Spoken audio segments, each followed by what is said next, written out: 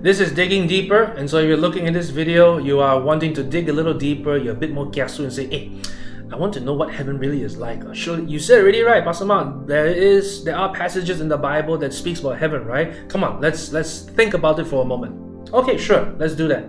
You can find that in Revelations chapter 21 verses 1 to 4, and that's a good place to start. There's plenty more, but Revelations 21 verses 1 to 4 is a good place to start. Let me read that for you.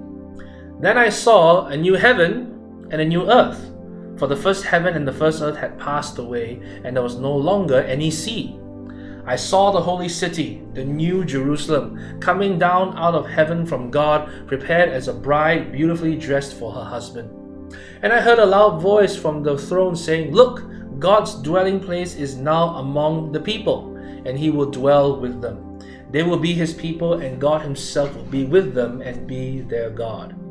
He will wipe away every tear from their eyes. There will be no more death or mourning or crying or pain, for the old order of things has passed away. So, how does the Apostle John describe the new creation when Jesus returned? What are some things that we can be looking forward to then? There's a lot of symbology there, but let's see what the Apostle John is envisioning.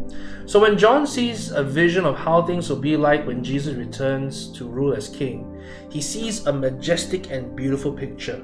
Okay, whether you agree or not, there will be no sea and so on and so forth. But let's set that aside first. The idea is that it's a majestic and beautiful place where all of creation is made new, with the old passing away. The sea symbolizes chaos and destruction. So it's not like the sea will disappear, but in that there will be no more chaos and destruction anymore. Then he hears a voice saying that God's dwelling will be with his people. God himself will wipe away every tear from their eyes, and there will be no more death, mourning, crying, pain, or suffering. Bear in mind, guys, that's exactly what the Church of Jesus Christ had been experiencing in the first 100 years. They were dying in the hands of other men. They were mourning over their loss, and they were crying, and they were feeling pain and suffering simply because they were believing in Jesus. And to have that encouragement that God is to dwell among us, his people, and he himself will wipe away every tear. So that means God himself will assume that form and be that close to you, be that intimate to you. That is nothing but a great assurance for those who trust in Jesus and is willing to suffer for that sake.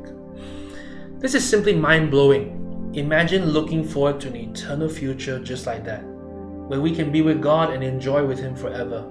So let's remember then that our citizenship is in heaven, and this is what we are looking forward to for all eternity.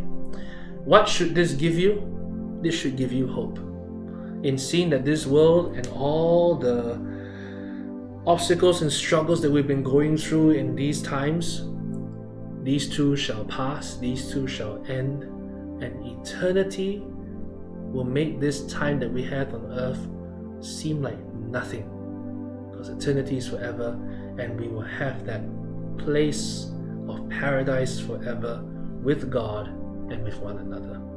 So dig a little deeper and find that satisfaction and joy, knowing that, wow, the next journey in life is going to be far, far greater.